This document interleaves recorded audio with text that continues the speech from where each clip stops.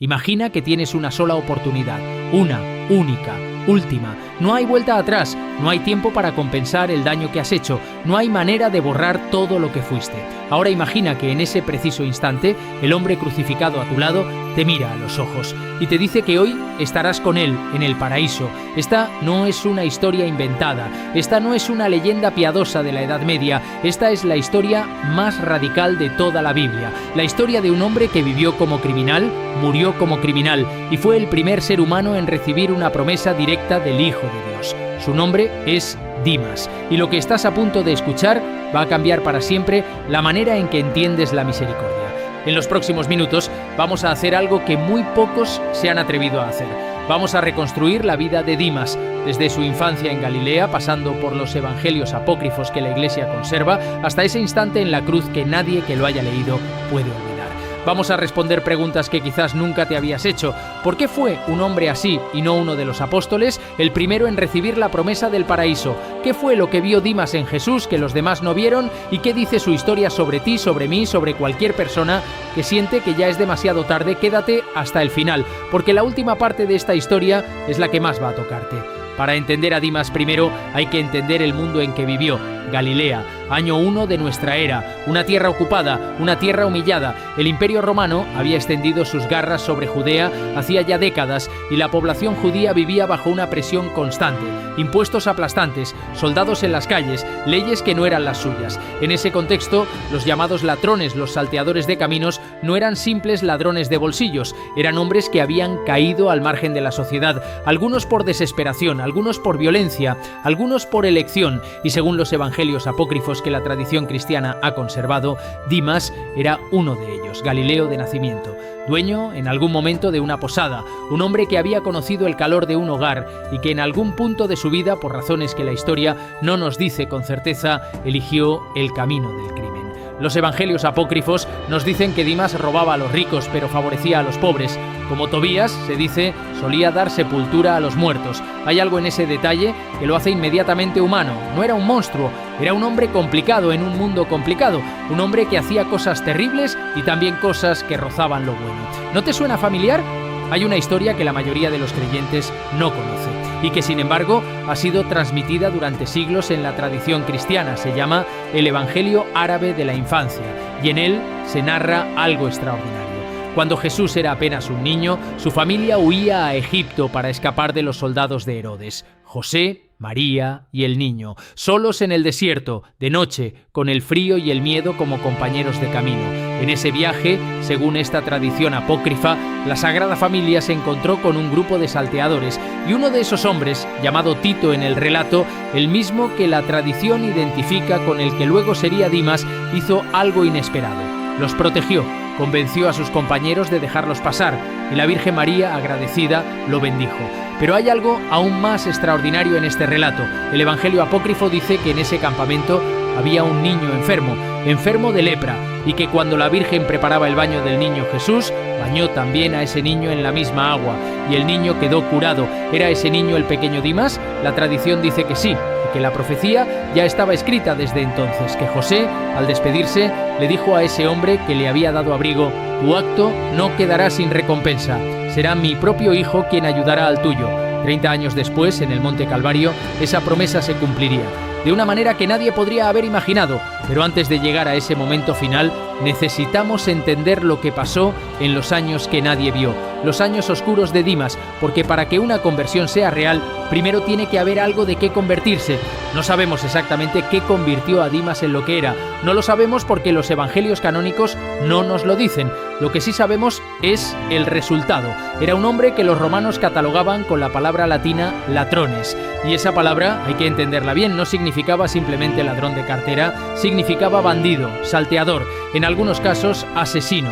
La pena de crucifixión estaba reservada para los peores criminales, para los esclavos fugitivos, para aquellos a quienes Roma quería humillar públicamente como advertencia al resto. El título que se clavó sobre la cruz de Dimas, según algunas tradiciones, era devastador en su simpleza. Hic est Dismas latronum dux. Esto es Dimas, jefe de ladrones, jefe de ladrones. Eso era lo que el mundo veía cuando miraba a ese hombre colgado en la cruz. Eso era lo que él mismo probablemente veía cuando miraba su propia vida. Un fracaso total, un camino sin retorno. una condena justa, y sin embargo, ese hombre iba a protagonizar en pocas horas el momento más radical de misericordia que el Nuevo Testamento registra. Viernes, un viernes de primavera en Jerusalén. La ciudad está llena de peregrinos que han venido para la Pascua, y por las calles empedradas entre empujones y gritos, 3 hombres cargando sus cruces avanzan hacia el monte Calvario. 3 hombres, 3 condenas, 3 historias que convergen en un punto que cambiará la historia del mundo. Lucas, el evangelista, es el único que nos da el detalle que importa. Los otros evangelios mencionan a los 2 ladrones, pero no los distinguen. Marcos y Mateo incluso dicen que los 2 insultaban a Jesús. Lucas es el que nos cuenta lo que realmente pasó, lo que pasó después del primer insulto, lo que pasó cuando uno de esos hombres empezó a mirar a Jesús de verdad. La crucifixión era el método de ejecución más brutal que el mundo antiguo conocía, diseñada para maximizar el sufrimiento y el tiempo de agonía, diseñada para humillar. Los condenados solían tardar horas, a veces días, en morir. El peso del propio cuerpo aplastaba los pulmones lentamente, y entre ese dolor insoportable, Dimas colgaba. A su izquierda estaba Gestas, el otro ladrón, un hombre que según los evangelios apócrifos era diferente de Dimas, más violento, sin esa mezcla de sombra y luz que tenía el Galileo. Gestas miraba a Jesús y lo insultaba: «¿No eres tú el Mesías? Sálvate a ti mismo y sálvanos a nosotros». Era la voz del cinismo en su forma más pura, la voz del hombre que ya no espera nada y por eso solo escupe. Pero Dimas estaba mirando algo distinto. Dimas estaba mirando a Jesús, y lo que veía no era lo que los demás veían. Detente un momento, piensa en lo que Dimas estaba viendo. Un hombre clavado a una cruz, sin ropas, sin dignidad, sin poder, con la cabeza coronada de espinas sangrando, con el cuerpo destrozado por los azotes que habían venido antes, humillado ante toda Jerusalén, con un letrero sobre su cabeza que decía «Rey de los judíos», puesto allí como burla. Eso es lo que veían todos: un fracasado, un impostor, un falso Mesías que no había podido ni salvarse a sí mismo. Pero Dimas vio otra cosa. Dimas había escuchado las primeras palabras de Jesús cuando lo clavaron, las únicas palabras que ese hombre dijo mientras los clavos entraban en su carne: «Padre, perdónalos, porque no saben lo que hacen». Padre, perdónalos. No un grito de maldición, no una amenaza de venganza, no un reclamo desesperado, perdón, para los que lo estaban matando. Dimas había conocido en su vida a hombres violentos, a hombres crueles, a hombres que juraban venganza por cualquier ofensa. Él mismo era uno de ellos, pero nunca en toda su vida de sombras y caminos polvorientos había escuchado a nadie pedir perdón para sus verdugos mientras lo mataban.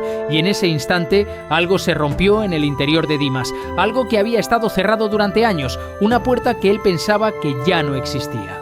El Evangelio de Lucas, capítulo 23, versículos 39 al 43. Probablemente el intercambio más breve y más poderoso de toda la Biblia. Dimas escucha a Gestas insultar a Jesús y hace algo que requiere una valentía que la mayoría pasamos por alto. En un lugar donde todos están viendo a Jesús derrotado y abandonado, donde sus propios discípulos han huido, donde los líderes religiosos se burlan, donde el pueblo que lo había aclamado días antes ahora pide su crucifixión. Dimas abre la boca y defiende a Jesús. Le dice a Gestas: «¿Ni siquiera temes tú a Dios estando en la misma condena?». Y entonces pronuncia las palabras que lo han hecho inmortal: «Nosotros en verdad lo estamos justamente, porque recibimos el justo pago de lo que hicimos. En cambio, este no ha hecho nada malo». Detente, escucha de nuevo lo que acaba de pasar.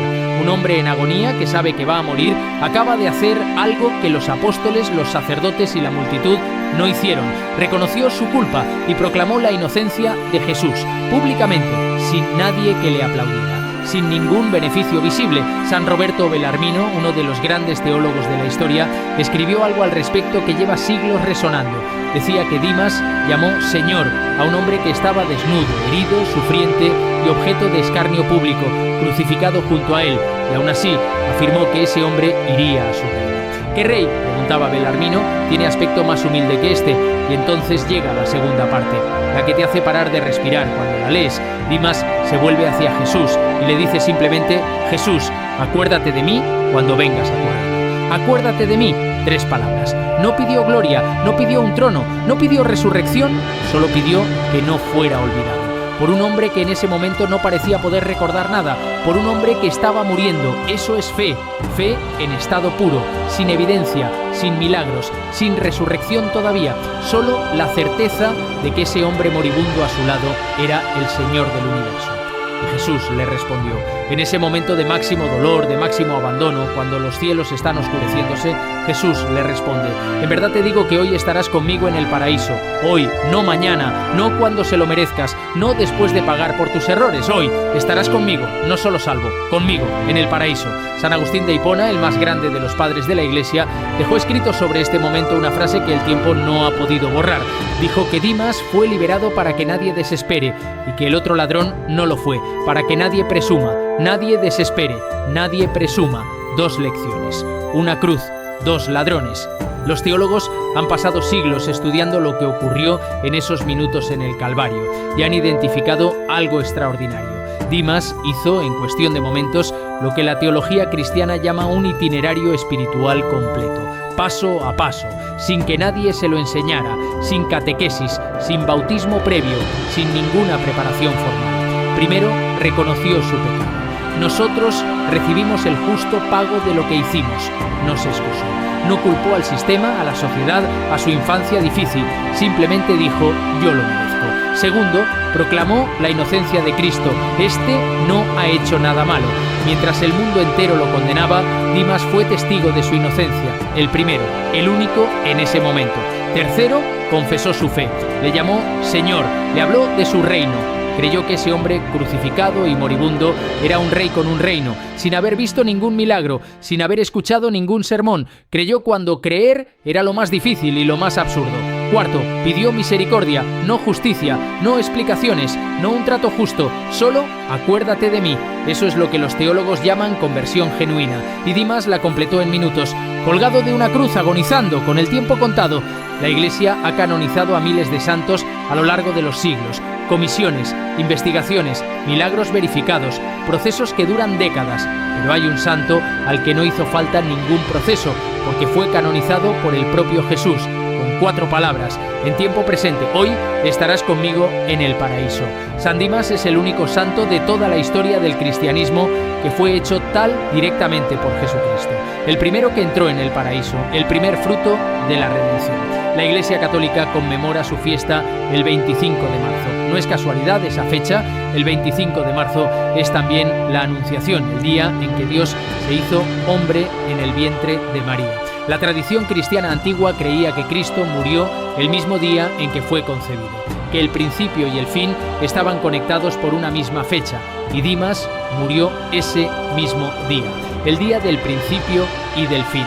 San Dimas es hoy el patrón de los presos, de los moribundos, de los que ayudan a alcohólicos, ludópatas y personas en el límite, el patrón de los que sienten que ya no hay salida, el patrón de los últimos instantes. Si esta historia te está tocando de alguna manera, si estás pensando en alguien mientras la escuchas, antes de seguir quiero pedirte algo, no te costará nada, pero significa todo para este canal. Dale a suscribirte si todavía no lo has hecho, y si quieres que sigamos trayendo historias como esta, que no están en los libros de texto, que no aparecen en los grandes medios, que necesitan tiempo y dedicación para contarse bien, considera apoyar este canal. El enlace está en la descripción. Cada aportación, por pequeña que sea, es lo que hace posible que sigamos aquí, porque esta no es una historia de ayer, es una historia de hoy, y hay muchas más esperando ser contadas. La historia oficial de Dimas termina en el versículo 43 del capítulo 23 de Lucas, pero la memoria cristiana no pudo detenerse ahí. Los creyentes de los primeros siglos querían saber más sobre ese hombre, quién era, de dónde venía, qué pasó con él, y aunque los evangelios canónicos no responden esas preguntas, los evangelios apócrifos sí intentaron hacerlo. El Evangelio de Nicodemo, también conocido como los Hechos de Pilato, es uno de los textos más antiguos fuera del canon bíblico. Escrito entre los siglos II y III, conserva tradiciones que venían de comunidades cristianas del Oriente Medio, y en él se encuentra algo que la imaginación piadosa de los primeros creyentes quiso preservar. Según este Evangelio, después de la muerte de Dimas, algo ocurrió en el lugar que la tradición judía llamaba el seno de Abraham, el lugar donde los justos del Antiguo Testamento aguardaban la redención. Y según este relato, Dimas llegó allí antes que nadie, llevando sobre sus hombros el signo de la cruz. Los patriarcas y los profetas, al verlo, le preguntaron asombrados: ¿quién eres tú? Tu aspecto es el de un ladrón. ¿De dónde vienes, que llevas la cruz sobre las espaldas? Y Dimas respondió: con verdad habláis, porque he sido un ladrón y he cometido crímenes en la tierra, pero en la hora de mi muerte reconocí a Jesús como el Hijo de Dios y le pedí que se acordara de mí, y él me prometió el paraíso. Y aquí estoy. Hay algo profundamente hermoso en ese relato. El primero en cruzar la frontera de la muerte con el sello del paraíso era un ladrón. El mensajero de la redención era un criminal. El testimonio más fresco de la misericordia de Dios llevaba sobre sus espaldas la señal de la infamia convertida en gloria. El nombre Dimas no aparece en los evangelios canónicos, solo en los apócrifos, y hay algo en ese nombre que los estudiosos han encontrado fascinante.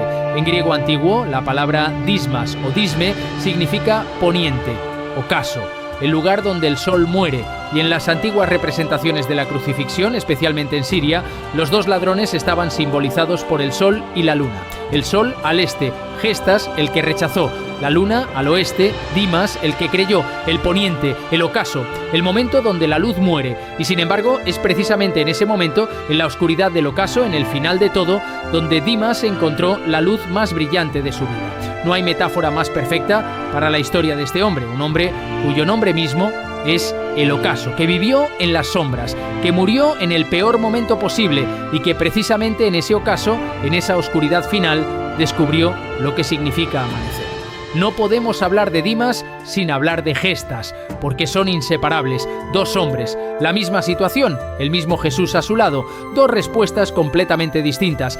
Gestas también escuchó las palabras de perdón de Jesús a sus verdugos. Gestas también vio la serenidad de ese hombre que debería estar gritando de dolor. Gestas también tuvo ante sí la misma oportunidad y eligió el insulto, eligió el cinismo, eligió el cierre. San Agustín lo formuló de manera que resuena a través de los siglos. Uno de los ladrones fue liberado para que nadie desespere, el otro no lo fue para que nadie presuma. Esto es lo que los teólogos llaman el misterio de la libertad humana ante la gracia. Dios no fuerza, Dios ofrece. La gracia llama, no derriba la puerta. Y en el Calvario esa puerta se abrió ante los dos ladrones por igual. Uno la cruzó, el otro dio la espalda. ¿Por qué uno dijo sí y el otro no? Ese es el misterio más profundo del cristianismo, el misterio de la libertad, el misterio que ni los mayores teólogos han logrado resolver del todo, porque si pudieras explicarlo completamente dejaría de ser misterio, y si dejara de ser misterio, dejarías de necesitar la fe. Quiero hacerte una pregunta y no quiero que respondas en voz alta, solo quiero que te quedes un momento con ella. En este momento de tu vida, ¿con cuál de los dos te pareces más? ¿Con Dimas, el que en medio de su dolor encontró la valentía de abrirse? ¿O con Gestas, el que en medio del mismo dolor eligió cerrarse? No te juzgo, porque hay momentos en la vida en que somos Gestas, momentos en que el cinismo parece la única respuesta inteligente, momentos en que la vida nos ha golpeado tanto que la puerta no se abre ni por dentro ni por fuera, momentos en que mirar a Jesús en la cruz y creer que es un rey parece ridículo. Pero también hay momentos para muchos de los que están escuchando esto ahora mismo, en que algo pequeño se mueve, una grieta en el muro, una duda sobre el propio cinismo, una pregunta que no te atreviste a hacer en voz alta, un acuérdate de mí que llevas guardado dentro desde hace tiempo. Si es así, recuerda a Dimas, recuerda que la respuesta llegó antes de que terminara el día. Hay algo en la historia de Dimas que incomoda a mucha gente y conviene decirlo con claridad. Dimas no hizo nada para merecer la salvación. No tuvo tiempo de hacer obras buenas, no pudo devolver lo que robó, no pudo compensar a sus víctimas, no recibió el bautismo, no pudo cumplir ninguna penitencia, solo pidió que no lo olvidaran, y eso fue suficiente. Esto incomoda porque contradice una de las mentiras más arraigadas en el corazón humano. La mentira de que hay que ganarse el amor, la mentira de que primero hay que ser suficientemente bueno para merecer la misericordia, la mentira de que hay pecados demasiado grandes, la mentira de que hay vidas demasiado rotas, la mentira de que hay momentos demasiado tardíos. Dimas desmiente todo eso con 4 palabras: acuérdate de mí. No porque su fe fuera perfecta, sino porque fue real, porque en medio de la oscuridad más densa encontró la valentía de mirar hacia la luz. Aunque esa luz estuviera clavada en una cruz, aunque esa luz estuviera muriendo, desde el siglo IX el nombre de Dimas aparece en el martirologio de Constantinopla. Desde el siglo X se venera en las iglesias de Jerusalén.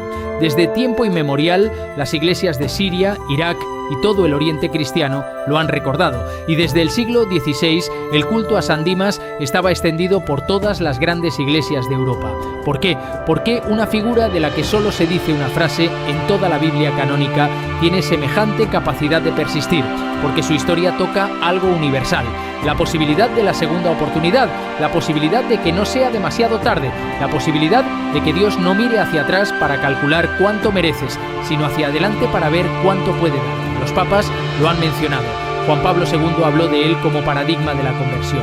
Benedicto XVI lo citó como ejemplo de la gratuidad de la misericordia divina. Francisco lo ha evocado como testimonio de que Dios siempre puede sorprender. Y la teología ha encontrado en su historia algo que ningún tratado filosófico puede demostrar, pero que él vivió: que la santidad no es el fruto de nuestros esfuerzos, que es un don, que lo único que se necesita es abrir la mano para recibirlo.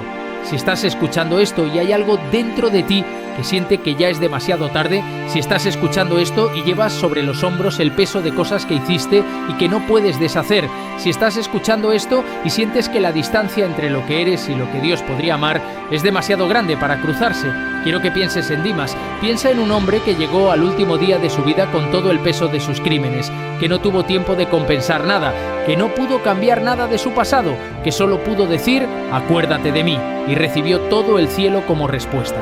La historia de Dimas no es una excepción en el Evangelio, es el corazón del Evangelio, es la noticia más buena de todas las noticias buenas: que la gracia no se gana, que el amor no se merece, que hay una misericordia que es más grande que todos tus errores juntos, y que lo único que hace falta es mirar hacia el lado correcto de la cruz y decir, con la voz que tengas, aunque sea apenas un susurro: acuérdate de mí.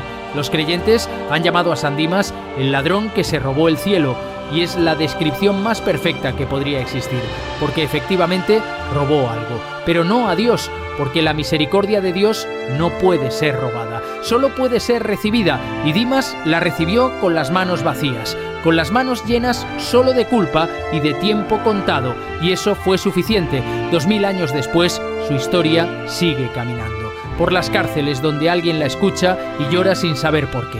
Por los hospitales donde alguien la lee en los últimos días. Por las pantallas donde tú la estás escuchando ahora mismo. Dimas no tuvo tiempo de hacer nada grande, solo tuvo tiempo de creer, y eso resultó ser lo único que se necesitaba. Gracias por llegar hasta aquí. Si esta historia te ha movido algo por dentro, compártela con alguien que la necesite. No tienes que escribir nada complicado, solo manda el video con un mensaje: creo que esto es para ti.